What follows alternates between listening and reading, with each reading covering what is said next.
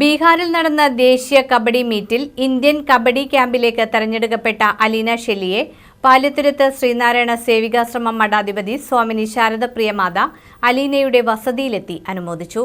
ബീഹാറിൽ നടന്ന ദേശീയ കബഡി മീറ്റിൽ ഇന്ത്യൻ കബഡി ക്യാമ്പിലേക്ക് തെരഞ്ഞെടുക്കപ്പെട്ട അലീന ഷെല്ലിയെ പാലത്തുരുത്ത് ശ്രീനാരായണ സേവികാശ്രമം മഠാധിപതി സ്വാമിനി ശാരദപ്രിയമാത അലീനയുടെ വസതിയിലെത്തി പൊന്നാട ചാർത്തി അനുമോദിച്ചു. സ്വാമിനി അമൃതമാത ജന്മശതാബ്ദി ആഘോഷ committee general convener Thampi Kallupuram ആശംസകൾ അർപ്പിച്ച് സംസാരിച്ചു. ഇന്ത്യൻ കബഡി ടീമിലേക്ക് തിരഞ്ഞെടുക്കപ്പെട്ട അലീനയ്ക്കും കുടുംബാംഗങ്ങൾക്കും അഭിനന്ദനങ്ങൾ അറിയിക്കുകയാണ്.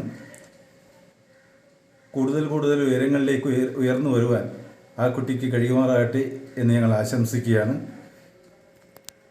കുമാരനാശാൻ ഉദ്ധരിച്ച രണ്ടുപേര് പദ്യം,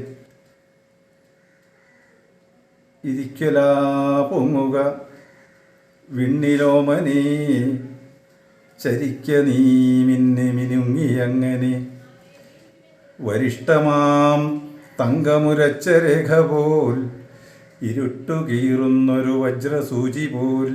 അലീന അങ്ങനെ ഉയർന്നു വരട്ടെ. വടക്കേക്കര കുഞ്ഞിത്തൈ തേങ്ങാപ്പുരക്കൽ ഷെല്ലി ദേവസിയുടെയും ഫ്രാൻസിസ് ഷെല്ലിയുടെയും മൂത്ത മകളാണ് അലീന. മാലിയങ്കര SNM കോളേജിലെ BA ഇംഗ്ലീഷ് അവസാന വർഷ വിദ്യാർത്ഥിനിയാണ്.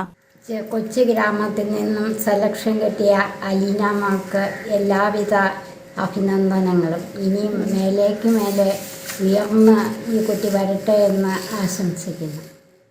അപ്പോൾ അവിടെ വെച്ച് നമുക്ക് ഇന്ത്യൻ ടീമിലേക്കല്ല സെലക്ഷൻ കിട്ടിയേക്കണത്, ഇന്ത്യൻ ബീച്ച് കബഡി ക്യാമ്പിലേക്കാണ് സെലക്ഷൻ കിട്ടിയേക്കണത്. അപ്പോൾ അതൊരു 20-25 പേർക്ക് കിട്ടിയിട്ടുണ്ട്. അപ്പോൾ അവിടെ നിന്ന് നമുക്ക് അതിൽ നിന്നാണ് കുറച്ച് ലോങ് ക്യാമ്പായിരിക്കും. അവിടെ നിന്ന് നമുക്ക് അവിടുത്തെ പെർഫോമൻസ് അനുസരിച്ചിരിക്കും പിന്നെ നമ്മളെ ടീമിലേക്ക് സെലക്ട് ചെയ്യണത്. തുടർച്ചയായിട്ട് വിൻ ചെയ്യുന്ന കൊല്ലം ടീമിനെ കൊല്ലത്ത് വെച്ചാണ് ഇവർ തോൽപ്പിച്ചത്. അങ്ങനെ ഇവർ സ്റ്റേറ്റ് വൈസാണ് കളിക്കാൻ പോയത്. അപ്പോൾ അതിനുശേഷമാണ് നമ്മൾ പോകുന്ന വഴിയിലാണ് അനൗൺസ് ചെയ്ത് അലീനയാണ് ടീം ക്യാപ്റ്റനാണെന്ന്. കേരള സ്റ്റേറ്റ് ടീം ക്യാപ്റ്റൻ അലീനയാണെന്ന് പിന്നീട് അറിഞ്ഞത്. അതിനുശേഷം ബീഹാറിൽ വെച്ച് നടന്ന ഈ കളിയിലാണ് ഇന്ത്യൻ ക്യാമ്പിലേക്ക് സെലക്ട് ചെയ്തത്.